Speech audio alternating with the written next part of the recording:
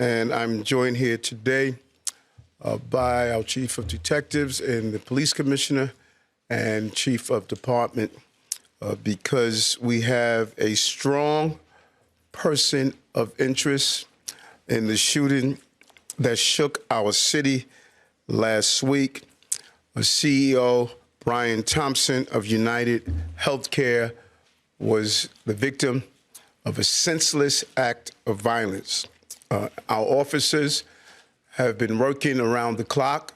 Many of them did not go home to pursue this individual. It was crucial that we were able to remove him off the streets of America, and we were going to seek him out no matter where he was at the time. And so this is a strong person of interest. The police commissioner and chief of detectives will go over where we are right now in the investigation. He matches the description of the identification we've been looking for. He's also in possession of several items that we believe will connect him to this incident. How did we do it? Good old-fashioned police work. The chief of detectives and the police commissioner made the decision to release as much of a photo that we had at the time. We sent it across the country, and someone, a McDonald's employee, did something we ask every American to do. If you see something, say something, but most importantly, do something. And they did. And because of that, we believe we have a strong person of interest to deal with this case. Retired NYPD inspector and a Fox News contributor, and James R. Fitzgerald, retired FBI supervisory special agent and co-host of the Cold Red podcast. Great to have both of you with us today. Paul, let me start with you. Your thoughts on the latest developments in this case? Well, let me say two things. First of all, kudos to that citizen who, off of that photo, which was not great, an above photo, that's always the case with these surveillance photos from video, remote video. They're at an angle where you don't get great shots. Off of that shot, this person looked at this person and said, you know what, this individual looks like who everybody's looking for.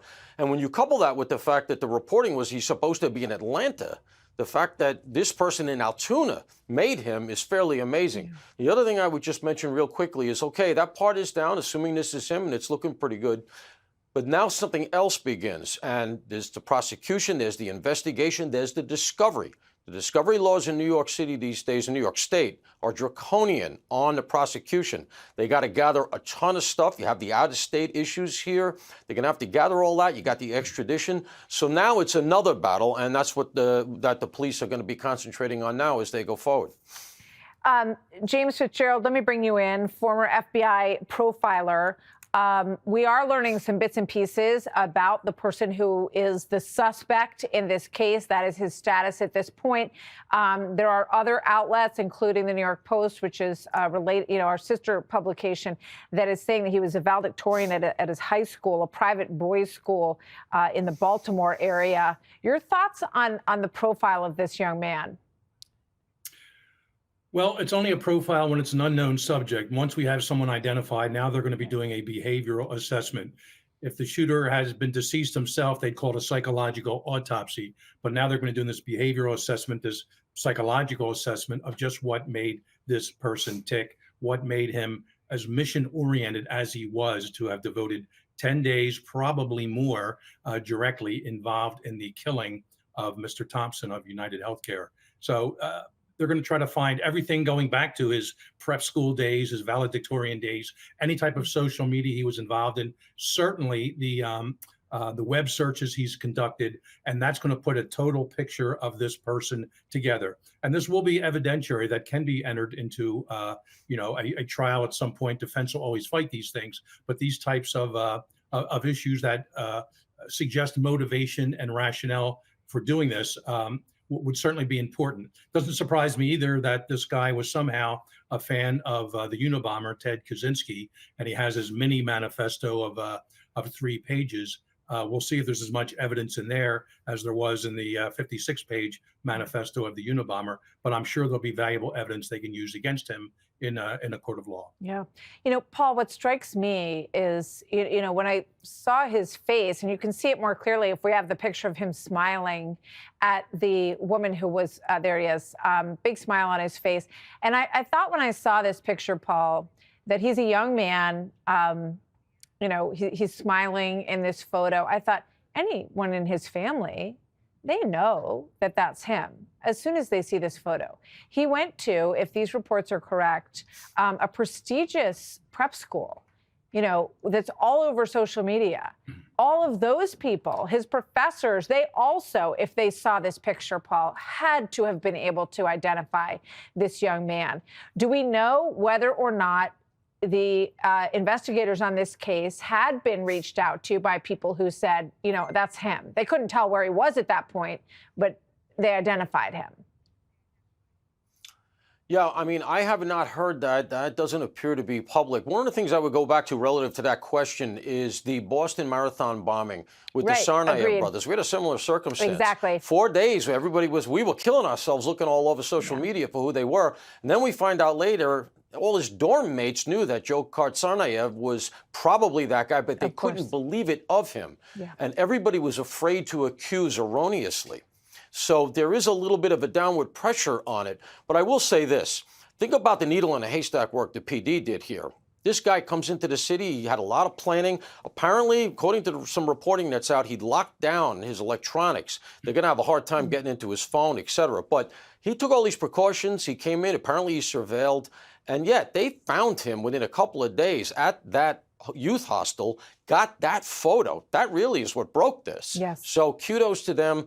Kudos to this woman at the McDonald's, and kudos to the Altoona PD, who went out and took the call seriously. That would have been a very easy call to be a little dismissive of. They took her seriously. They went out. They eyeballed him. They see the eyebrows, which it's almost like, Koberger, the accused in Idaho. The eyebrows here are distinctive, and they put it together. Yeah, no, it's extraordinary. We knew that he took a bus out of Upper Manhattan and that it stopped a number of places along the way, that the route was headed to Atlanta. So there was a big effort in Atlanta, but we also knew that it was making certain stops along the way. And apparently he got off in Pennsylvania, if all of this police work adds up. So, gentlemen, thank you very much. James Fitzgerald, Paul Morrow, great to see you both. Thank you for being here. Former FBI Assistant Director Chris Swecker. So, Chris, let's talk about the nature of this crime and crossing state lines and what part the FBI might play in this, because he traveled from Atlanta, as we understand, to New York and then committed the crime in New York, allegedly, and then fled to Pennsylvania, where he's picked up by local police. NYPD is probably in the process now trying to get him extradited back to New York City. So how does all of the various levels of law enforcement and the judicial system play into what we're going to see happening in the days ahead? Yeah, John, this was actually a master class in modern criminology. I mean, you had all this modern technology with video cameras, all kinds of different forensics, DNA, fingerprints. You had the media getting involved, all this, all the different elements eventually funneled down to one alert citizen firing on all the media, photos that have been out in the media. So this one is going to be one there'll be many books written about. Yeah, and there was a question in that in the mayor's briefing just a moment ago to the police commissioner and others. Was this name already on your radar? Was this person already a person of interest to you? And they said no. So as much as we were told they were zeroing in on this person and they were obviously making his pictures and information available to the public, ultimately this came down to that McDonald's employee who had seen enough pictures who said, I'm calling 911. This is the guy. This is a lot like how the Boston bombing was solved. It was, the technology part of it, though, does play a significant role in that you've got to collect a lot of video, which is digitized, put into a database, and then you have to speed match using time frames, select time frames, and facial recognition, which is now ready for prime time. It wouldn't have been ready for prime time 10 years ago or 5 years ago, so that would have been a manually laborious process. Not as much these days. Then eventually when you get some suspect video, some interesting video, relevant video, then you have a human look at it. But a lot of this is I won't call it AI, but it's analytics, video analytics at its peak performance levels. I mean, when you consider, Chris, the number of photographs that are taken on the streets of Manhattan every day, and within hours of the crime being perpetrated, they were circulating photos of this person out there from the street. I mean, obviously, you would think that outside of the hotel is going to be the easiest video to get. But then they got video from the hostel. They got video from inside a cab. They got other video of him riding a bicycle down the street. I mean, I can remember a time when there weren't any CCTV cameras, or very few of them, in New York City. Now they're everywhere. And if you don't actually solve the crime by using the CCTV video and photographs, you can certainly enlist the help of the public and leverage the entire U.S. populace to be on the lookout for this guy, as apparently happened today. Yeah, and prior to this video technology, you had to hope that the person had been arrested in the past, which would have allowed a fingerprint match in the FBI's fingerprint database, or nowadays a DNA match, which I know they have both DNA and fingerprints in this case, but they were unlucky in that sense that he was never arrested. But it's shocking that no one identified him sooner. I thought there would have been an identification within the hour of his photo going out there. Not to mention, one of our producers just confirming that the suspect's cousin is a Maryland state delegate, goes by the name Nino, Antonio D. Mangione, and they are issuing a statement from their office shortly. To think that they didn't see these pictures and know that this was a relative would be shocking. So we'll see what the statement says. Meanwhile, we're about to get back to our reporter on the point about the DNA because Alexis is confirming with her police sources that they did take DNA swab, as would be expected from the suspect, that they have now got in custody. They're going to now take that, she's being told by the police, to the DNA. The DNA in the saliva that was found on the drink at the Starbucks. And you've got to think, Chris, that that's going to pretty much seal the deal here. There are mounds of forensic evidence here that will make this a slam dunk trial when the time comes. What's interesting is John had mentioned the FBI. If his ideology matches up with what I think it does, which is sort of an anarchist ideology, against corporate America, if you will, this may actually fall into the category of domestic terrorism, because that type of anarchist philosophy, driving a violent act, if it's not a motivation that's based on a personal experience, like he got a claim denied or something like that, and it's a broader ideology that's motivating him, then it's not a specific charge, but it's just interesting to note that it could fall under that rubric of domestic terrorism. Yeah, I mean, John, sorry, I mean, you're just kind of baffled, and I'm sure our viewers are too, to think that this was somebody who was educated in the United States, grew up in Maryland, obviously to the point, I think it was Judge Early or maybe it was Cardinale. He had roommates, friends, I mean, former colleagues. It's incredible to think the pictures we have, obviously this one, he's masked. We have pictures where he is not wearing his mask, that no one else flagged who this was. Chris, thank you very much for jumping on the breaking news with us. Jonathan Turley's on it with us, constitutional law attorney and Fox News contributor. Jonathan, you caught my eye when you were reacting on Twitter to the news. What is your thinking on what we have learned and how this is all playing out with an employee at a local McDonald's saying, hey, that's the guy? Right. There's so many things we have to learn about this suspect, including what more evidence there is. It seems like the evidence that they've listed is quite compelling. There are cases that we've looked at in the past that you have people that hold on to the articles of the crime. It's often the case for thrill kill types of cases where they become almost trophies. This is someone who is obviously highly intelligent. And he may have been too clever for his own good. He kept evidence on him. He didn't seem to want to part from it. We don't know much about his background, except that the NYPD said that he has an anti-corporate attitude. Some other sites have said he's anti-capitalist. We don't know if he's associated with groups like Antifa or other groups that are anarchist or anti-capitalist. All of that is going to play out as we go down the road. But one of the things about the contents of the backpack and what we do know is that this has an interstate profile. He moved between states. That was enough to get the FBI jurisdiction. It's also enough to have potentially dual jurisdictions going for prosecution. I think most people would agree that New York deserves the first attempt to convict this individual. But that's something that is negotiated between federal and state officials as to what would be best for the prosecution. But the anticipation is that New York will take this case. It's the New York PD that did the heavy lifting here. There's so many different ways to dig into this. There's the ghost gone. There's now the connection to the Maryland delegate who. How did anybody who was related to this person not say, I know that guy, and call the police? Well, that is certainly a very relevant question. And you know what? When a guy at McDonald's can pick up the phone and a relative and someone who is in a particular job where he's working for the government, essentially, and for the people can't, you've got a problem. So, what I'm most interested in right now is, they're not ready to call him the defendant yet. They're not ready to arrest him.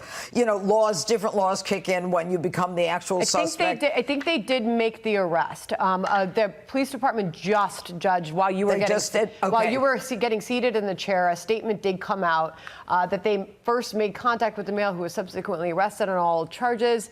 Okay, I will dig through here, but I did read that there was the arrest took place. Okay, good. All right, so obviously now he is a suspect. But here's the interesting thing. A lot of people thought, he has a silencer on a gun. He's probably a pro. Well, he was not a pro. He was not a pro based on the fact that he pulled his mask down to flirt with a woman at the hostel. And then he was very sloppy about all of this. And the monopoly money. I want to remind the viewers that motive is not relevant. It is not an element of the crime. We all want to know why he did this, but it's not relevant. The people will go to trial and prove beyond a reasonable doubt that that person committed that crime, and whatever the motive is, you cannot speculate, and we don't even care because it's not part of the proof. So what I'm curious. I want to believe that there was something where he said, I have a relative who didn't get coverage, but then this deny and depose and all of the notes that they found on the ammunition. Well, it seemed like it was a hatred for corporate America. From what we have heard from authorities who have read the 3-page manifesto. Yeah, which I haven't seen yet. It seemed like, and this is reading directly from the New York Police Department, the document was found with the suspect, and it showed, quote, ill will towards corporate America. Obviously speaking to the motivation potentially and the mindset behind this. Now, ill will toward corporate America, why? You could have ill will toward a lot of people. There's got to be a personal connection that makes him focus on corporate America. Bad stuff. So, Judge, let's speak to the cockiness of the person that is being described by police. The fact that he wrote messages on the shell casings that he knew would be left on 6th Avenue or 54th or 55th Street, whichever side he was on, for the police to find. The fact that he left his backpack with monopoly money in it in a place where he knew the police would eventually find it. If he wanted to dispose of it, he could have done it many other ways where the cops never would have found it. He was leaving a trail of breadcrumbs that seemed to really suggest that you can't catch me. And here's what I've got to say. So there's certainly an argument to be made, John, that this is more than just, his trying to send a message with these notes and these breadcrumbs, that he's playing a game. And a lot of criminals, a lot of defendants think that they're smarter than law enforcement and that they want to engage law enforcement because they think that they can outsmart them. This kid may very well be that guy. I don't know for sure. But what I can tell you is that they're out there. And there are people who will, write a certain way or try to leave a breadcrumb to, have law enforcement go in a different direction so that they can continue to play with them. It's almost like a game on a video game for them. So there's a lot to find out about this suspect as to why. And there's a lot to find out whether or not did he take classes in criminal justice? You know, did he watch television and think he had everything covered? You know, with the silencer, as I said earlier, people thought, oh, it's probably a pro. It's not a pro. He was dumb. Everything he did was dumb, from picking up the bottle, the bicycle, all of that stuff, to the mask in the cab. You know, we were going to find him sooner or later. I would tell people, you don't have to worry about this. NYPD has got this. And now all of America, it's a good day for, I got to tell you, America. Danny Penny was acquitted today. And this guy who killed in cold blood on a street in New York City was caught, and he will be prosecuted. Such a great point. And, you know, end his life, hopefully in prison. I want to get to your Daniel Penny interview in just a moment, but I did dig up the police statement that did come out to confirm it was at 9:14 a.m. that Altoona police officers were dispatched to that McDonald's restaurant where an employee called after they reported a male matching the description of the murder suspect of the UnitedHealthcare CEO. Officers made contact with that male, who was subsequently arrested on unrelated charges. At this time, the Altoona Police Department is cooperating with local, state, and federal agencies, and they will have more information released this evening. Some great camera work. A huge break in the hunt for the killer. New York City police announcing that a suspect has been arrested in the brutal murder of UnitedHealthcare CEO Brian Thompson. He's 26-year-old. You're looking at him right now, Luigi Mangione. He was found hundreds of miles away from Manhattan, I think 285, eating at a McDonald's in Altoona, Pennsylvania, after being spotted by workers. The New York Post reports that he's an anti-capitalist Ivy League grad. He was valedictorian of his high school class, who liked online quotes from Unabomber Ted Kaczynski. Here's what police had to say. Officers recovered a firearm on his person, as well as a suppressor, both consistent with the weapon used in the murder. They also recovered clothing, including a mask consistent with those worn by our wanted individual. Also recovered was a fraudulent New Jersey ID, matching the ID our suspect used to check into his New York City hostel before the shooting incident.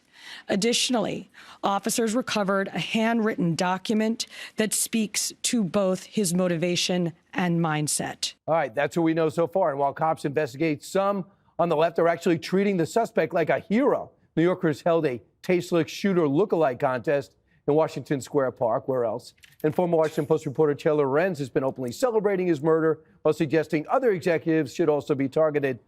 So many executives have taken their name offline on their websites because now they feel as though they could be targeted. I'm sure they're getting personal security. So before we talk about the inappropriate celebrating of the killer, can we talk about this anti-capitalist? He had handwritings about his chronic back pain, perhaps that he had. He made his gun off a 3D printer, a tech wizard who graduated in 2016. So, Dana, it seems like this guy is divorced from reality. He was living this great life.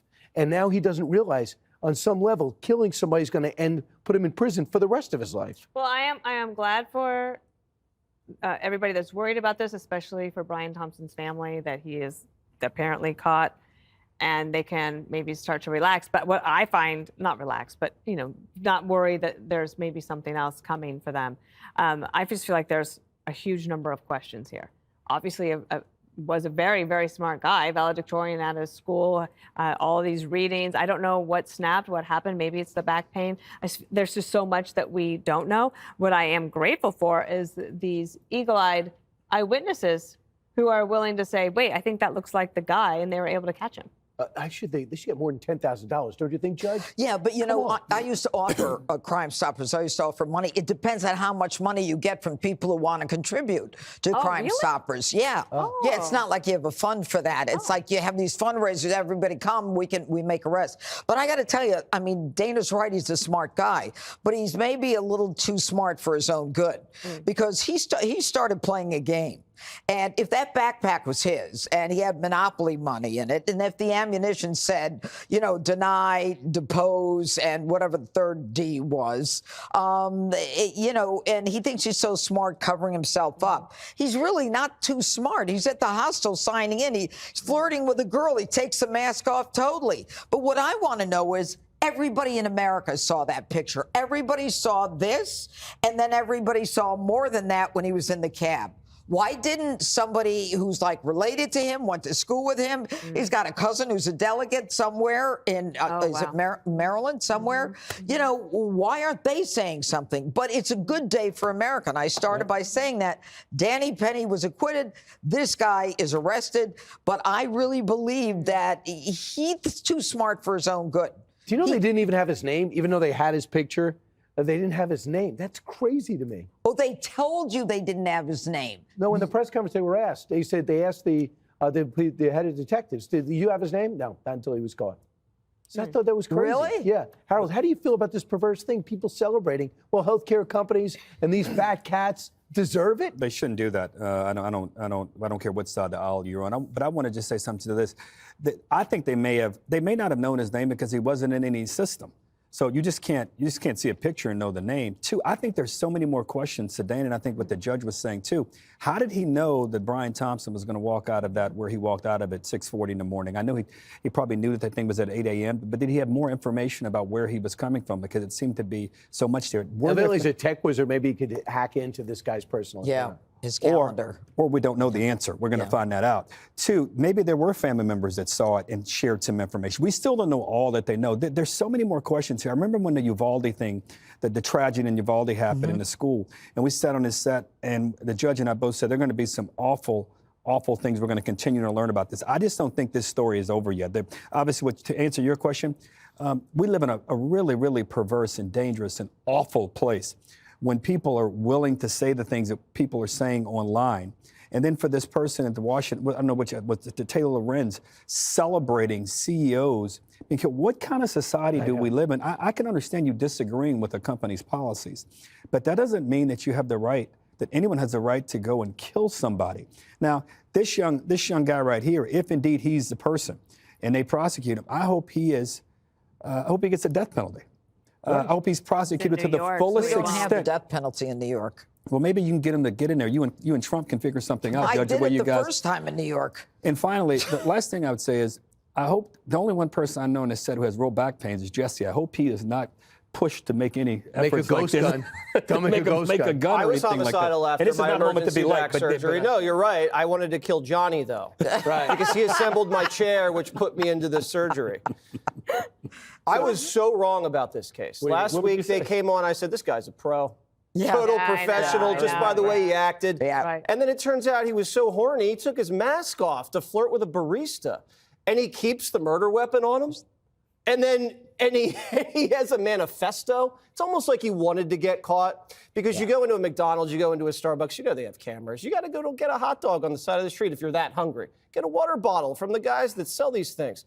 This guy was obviously looking for notoriety. Right. And good, he's got it. Now, he's a prep school kid. He's politically connected in Maryland. You think he's ready for prison? I don't think anyone's ready, Brian. Maybe you are, Brian, in a different way. But this guy's not ready. He's way too soft. He's going to get annihilated on the inside, and good. If he's not going to get the death penalty, maybe someone will do him justice behind bars. That's all I have to say about that. You should stop there. Right. People say that a lot. Yeah. All right, yeah, we'll see if we find more about Luigi. Luigi. God, those Italians, Brian. I know. Unbelievable. You hurt my people. That's unbelievable. Like the mob thing isn't hard enough to shake. Now we got a murderer 6 blocks away. In some dark corners, this killer is being hailed as a hero. Hear me on this. He is no hero. The real hero in this story is the person who called 911 at McDonald's this morning. The real heroes every day in our society are the women and men who put on uniforms like these and go out in our communities to keep us safe. This killer was not a hero. He should not be hailed. Hey, Sean Hannity here. Hey, click here to subscribe to Fox News YouTube page and catch our hottest interviews and most compelling analysis. You will not get it anywhere else.